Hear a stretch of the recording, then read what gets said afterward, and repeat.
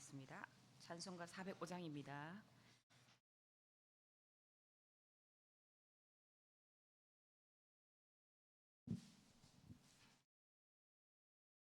찬송가 405장입니다.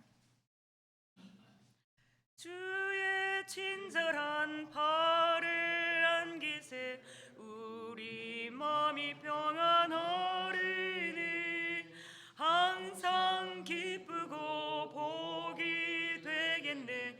영원하신 팔을 안기세 주의 팔을 그 크신 팔을 안기세 주의 팔에 영원하신 팔에 안기세 날이 갈수록 주의 사랑이 두루 광명하게 비치고 천성 가는 길 편히 가리니 영원하신 팔에 안기세 주의 팔에 그 크신 팔에 안기세 주의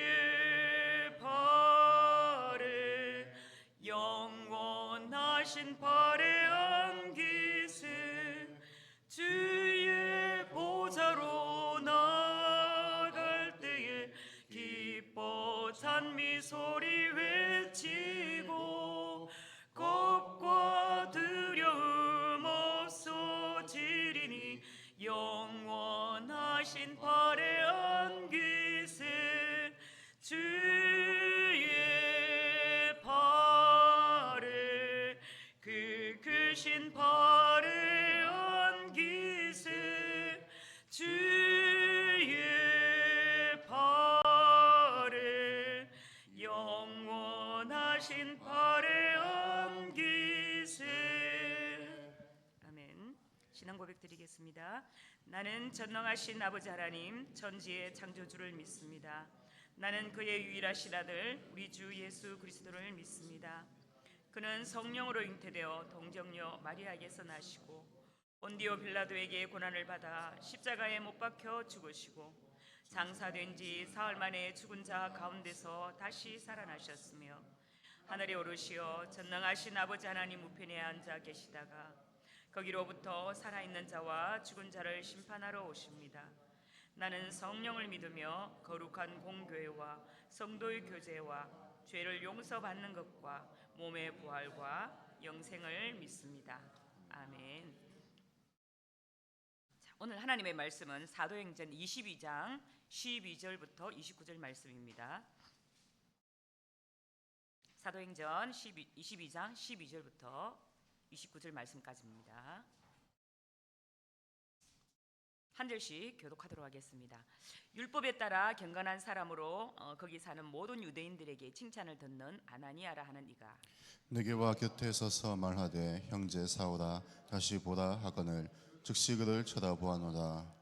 그가 또 이르되 우리 조상들의 하나님이 너를 택하여 너로 하여금 자기 뜻을 알게 하시며 그 인을 보게 하시고 그 입에서 나오는 음성을 듣게 하셨으니 내가 그를 위하여 모든 사람 앞에서 내가 보고 들은 것의 증인이 되리라.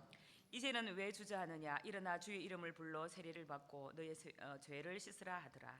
후에 내가 예루살렘으로 돌아와서 성전에서 기도할 때 황홀한 중에 봄에 주께서 내게 말씀하시되 속히 예루살렘으로 가라.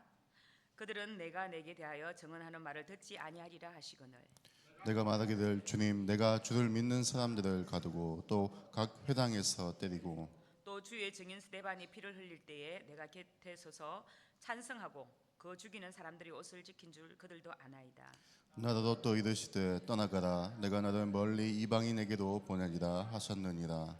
이 말하는 것까지 그들이 듣다가 소리 질러 이르되 이러한 자는 세상에서 없애버리자 살려둘 자가 아니라 하여 떠들며 옷을 벗어 던지고 티끌을 공중에 날리니 천부장이 바울을 영내로 데려가라 명하고 그들이 무슨 일로 그를 대하여 떠드는지 알고자 하여 채찍질하며 신문하라 한대 가죽줄로 바울을 매니 바울이 곁에 서 있는 백부장들어 이르되 너희가 로마 시민 된 자를 죄로 정하지 아니하고 채찍질할 수 있느냐 하니 백부장이 듣고 가서 천부장에게 전하여 이르되 어찌하려 하느냐 이는 로마 시민이라 하니 천부장이 와서 바울에게 말하되 네가 로마 시민이냐 내게 말하라 이르되 그러하다. 천부장이 대답하되 나는 돈을 많이 들여 이 시민권을 얻었노라. 바울이 이르되 나는 나면서부터라 하니 같이 읽겠습니다. 그들이 곧 그에게서 물러가고 천부장도 그가 로마 시민인 줄 알고 또 그 결박한 것 때문에 두려워하니라. 아멘. 자, 사도행전에는 사도 바울의 회심에 대한 얘기가 9장과 22장과 또 26장 이렇게 모두 세 번에 걸쳐서 기록되어 있습니다. 오늘은 그 세 번의 회심 중에서 두 번째 이야기인데요. 이 당시 팔레스타인 지역과 예루살렘에는 바울에 대한 좋지 않은 소문이 퍼지고 있었습니다. 그것은 바울이 해외에 거주하는 유대인들에게 할례도 주지 말고 유대 사람의 풍속도 지키지 말고 모세를 배척하라고 가르친다는 소식이었습니다. 이러한 소식으로 인해서 율법에 열성적인 유대인들은 분노에 차서 바울을 잡아 죽이고자 했습니다. 사도 바울은 자신에 대한 이런 여론이 매우 나쁘다는 사실을 알고도 다른 성도들의 만류에도 불구하고 복음을 전파하기 위해 예루살렘으로 향하게 됩니다. 그리고 바울은 결국 성전에서 유대인들에게 붙잡히고 말았습니다. 21장에서 바울은 성전에서 돌에 맞아서 거의 죽을 뻔한 상태로 로마 천부장의 손에 이렇게 이끌려왔습니다. 천부장은 바울이 애굽 출신의 악명 높은 로마 박력자라고 생각했지만 능숙한 헬라말로 바울은 자신이 길리기아 다소에서 태어난 시민이라고 이렇게 밝히게 됩니다. 바울은 천부장에게 자기 백성들에게 변명할 기회를 달라고 이렇게 이야기했고 허락을 받아서 청대 위에 서서 유대인들에게 자기 민족의 언어 히브리 말로 구원의 간증을 이렇게 하게 됩니다. 바울은 거기에 모인 유대 백성들에게 구타를 당하였고 결박을 당한 상태였지만 그들에게 적개심이 아닌 존경심과 동정심을 품고 있었기에 그들에게 부영들아 변명하는 말을 들으라 라고 부르면서 아주 다정한 히브리 말로 말함으로써 악으로 선을 이기는 그리스도인의 진면목을 이렇게 보여주게 됩니다. 자, 그리고 바울은 자신이 길리기아 지역의 수도이자 헬라 교육의 중심 도시였던 다소에서 태어났고 또 예루살렘에 유학가서 성장했고 또 최고의 스승에게 최고의 교육을 받았다고 이렇게 이야기를 합니다. 그런 유대인이면서도 나면서부터 로마 시민권자였을 정도로 명문 가문의 자제였으며 지식이 뛰어났을 뿐 아니라 또 무엇보다도 하나님께 대하여 열심을 냈다고 이렇게 소개를 하게 됩니다. 오늘 본문 말씀에서는 예수님께서 이렇게 눈이 멀어 앞을 보지 못하는 바울에게 아나니아를 이렇게 보내게 됩니다. 아나니아는 아주 경건한 사람으로 모든 유대인들에게 칭찬을 받는 자였습니다. 아나니아가 와서 사울아 보라고 말하였을 때 바울은 즉시 눈을 열어 보게 됩니다. 사도행전 9장 10절 말씀에 의하면은 아나니아는 주님의 제자로 이렇게 소개되고 환상 중에 바울을 찾으라는 주님을 명령을 들었습니다. 경건한 사람이라는 표현은 유대교의 전통 신앙을 잘 지키는 사람을 이렇게 말하는데요. 바울은 이어서 아나니아가 진정으로 경건한 자였음을 강조하기 위해서 모든 유대인이 그를 칭찬했다는 말을 첨가하고 있습니다. 하나님은 바울을 택하여 예수님을 보고 그 음성을 듣게 하셨습니다. 택하여라는 헬라어는 미리 손으로 잡다라는 뜻으로 바울의 소명이 전적으로 하나님의 붙드심에 의한 것임을 이렇게 보여줍니다. 그리고 그분의 뜻을 알게 하시며 또 그 의인을 보게 하시고 또 즉 여기서 그 의인은 메시아에 대한 별칭으로 유대인들이 죄인으로 여겨 십자가에 못 박아 죽인 예수가 사실은 의인이고 메시아였다는 사실을 말해주고 있습니다. 바울이 부활하신 예수님을 만나서 기독교인으로서의 확실한 신앙을 갖게 되었고 사도가 되게 되었습니다. 바울은 예수님을 위하여 모든 사람 앞에서 예수님에 대한 증인이 될 것이라고 이렇게 하였습니다. 아나니아는 바울이 회개하고 또 제사함을 받고 세례를 받도록 하였습니다. 바울은 회개하고 제사함을 받고 거듭나게 된 것이죠. 하나님께서는 바울을 택하여 당신의 뜻을 알게 하고 또 하시고 부활하신 주님을 보게 하고 또 그의 음성을 듣게 한 것은 궁극적으로 그리스도의 증인으로서의 삶을 살게 하기 위한 것이었습니다. 바울은 모든 사람 곧 이방인에 대한 그의 선교 사명을 이렇게 암시하고 있었죠. 바울이 했던 내용은 자신이 보고 들은 예수님입니다. 예수님을 통하여 변화된 자신의 삶을 사는 것이죠. 복음을 전한다는 것은 어떠한 사상이나 개인의 신념을 전하는 것이 아니라 듣고 본 예수님을 충실히 전하는 것입니다. 내가 예수님을 보고 들음으로 변화된 것을 증언하는 것이지요. 바울은 이 점을 잘 알고 있었고 충실히 또 이행했습니다. 바울이 성전에서 기도할 때였습니다. 바울이 회심한 후 처음으로 예루살렘으로 돌아온 때, 즉 다메섹에서 주님을 만나는 경험을 한 후에 3년간 아라비아에서 체류한 다음 예루살렘을 방문한 때라고 이렇게 볼 수가 있는데요. 바울이 성전에서 기도할 때 황홀한 중에 주님이 나타나셔서 말씀하셨습니다. 여기서는 바울이 주님으로부터 직접 계시를 받은 장소가 성전이었다는 사실이 아주 중요한데요. 유대인들에게 있어서 성전은 거룩한 장소이므로 그곳에서 바울이 계시를 받았다면 어느 누구도 그 계시의 진정성에 대해 함부로 시비를 걸 수가 없었던 것이죠. 주님은 이렇게 바울에게 예루살렘에서 예수님을 증언해도 예루살렘 사람들이 듣지 않을 테니 너는 예루살렘으로 나가 멀리 이방인에게 가라고 이렇게 명하셨습니다. 바울에게 내려진 계시는 즉시 예루살렘을 떠나라는 것이었습니다. 자, 바울은 이방인들이 자신이 주를 믿는 사람들을 가두고 회당에서 때리고 스데반을 죽이는 것을 찬성하고 증인된 것을 알고 있다고 하였습니다. 회심을 체험한 바울은 자신이 이전에 저지른 일이 하나님을 해방한 자를 징벌한 것이 아니라 오히려 주를 믿는 자들을 박해한 것임을 깨닫게 되었습니다. 바울은 자신이 과거에 잘못한 일을 숨기려 하지 않고 솔직하게 이렇게 고백을 했던 것이죠.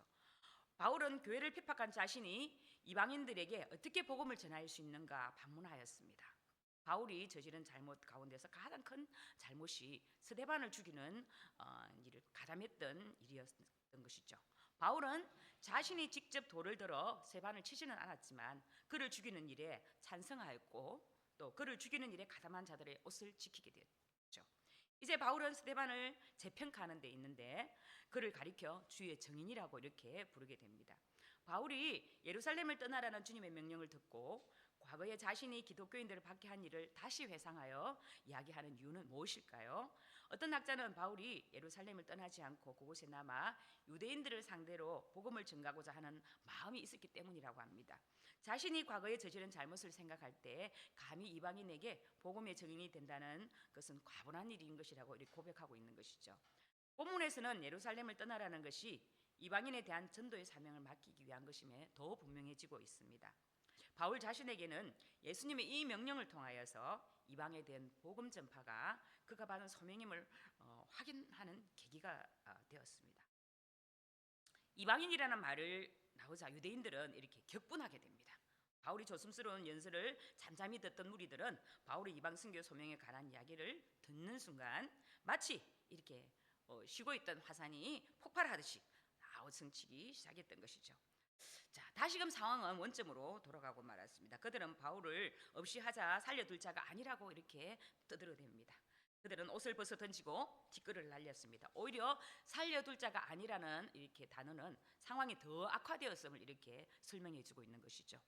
자, 유대인들은 선민의식이 굉장히 대단했습니다. 자신들과 이방인은 근본적으로 다르다고 생각했죠. 바울이 이방인에게 복음을 전하여 그들도 은혜로 구원을 받을 수 있다고 하자 그들은 그 말을 이해하지 못합니다. 유대인 신자들은 베드로가 이방인과 식사하는 것도 비난했습니다. 그들은 강한 유대니즘에 이렇게 빠져 있었던 것이죠. 그들은 헛된 민족적 자부심이 굉장히 강하였습니다. 유대인을 보면 요나서에 나오는 요나와 같습니다. 자신들만 구원받고자 합니다. 이방인이 죽는 것은 개의치 않습니다. 이방인이 구원받으면 차라리 자신이 죽는 것이 낫다고 생각할 정도였죠. 그들은 세계 모든 사람들이 구원받기를 원하시는 하나님의 마음을 몰랐던 것이죠. 천부장은 히브리 말을 알아들을 수가 없어서 무슨 메시지를 전하는지를 잘 몰랐습니다. 천부장은 바울을 영내로 데리고 가서 채찍질하여 신문하라고 이렇게 말씀 가운데 이야기하고 있습니다. 바울이 유대인 청중들에게 말을 할 때 천부장은 그가 무슨 말을 하는지를 알 수 없었다고만 이렇게 없었고 다만 군중들의 흥분으로 보아 바울에게 무엇인가 잘못이 있을 것이라고 판단하였다는 것입니다. 바울은 자신을 치고자 가죽줄을 매자 자신이 로마 시민권자임을 밝히게 되는데요. 그러면서 로마 시민이 나를 재판도 하지 않고 때릴 수 있느냐고 이렇게 이야기를 합니다. 바울은 로마 시민권을 가지고 있었고 로마 시민의 권리에 대해서도 잘 알고 있었습니다. 당시 로마 사람들은 법에 의해 보호를 받았고 있었죠. 로마에는 정당한 재판에 의해서 형이 확정되지 않은 상태에서의 채찍질은 금지되어 있었습니다. 바울은 로마 시민을 통하여 로마에 복음을 전할 수 있음을 알았습니다. 그는 로마 시민권을 이용하여 로마에 가고자 하였던 것이죠. 빌립보 전도에서는 그대로 채찍을 맞았지만 이번에는 채찍을 거부하였습니다. 백부장이 천부장에게 로마 시민인데 어찌하려 하느냐고 이렇게 물었어요. 바울이 로마 시민이라는 말을 들은 백부장은 매우 당황하였을 것입니다. 왜냐하면 무고한 로마 시민을 결박하여 채찍질을 간 것은 명백한 이렇게 범법 행위였고 그것에 대한 처벌이 어떤 것인지 백부장도 본인도 너무 잘 알고 있었기 때문입니다. 천부장이 네가 로마 시민이냐고 묻자 그러하다고 단호하게 이렇게 말을 합니다. 백부장의 보고를 들은 천부장은 상당히 당황한 듯합니다.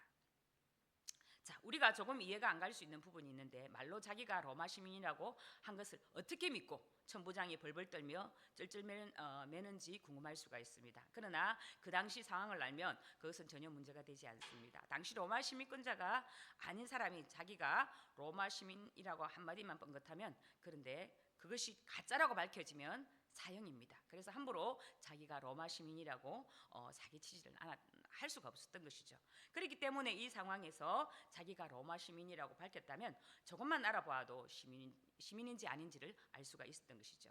그러므로 이 선부장은 바울의 말을 그대로 믿었습니다. 그리하여 이 위기를 오히려 하나님의 역사가 일어나는 방향으로 바꾸는데 이 천부장이 사용되어지게 됩니다.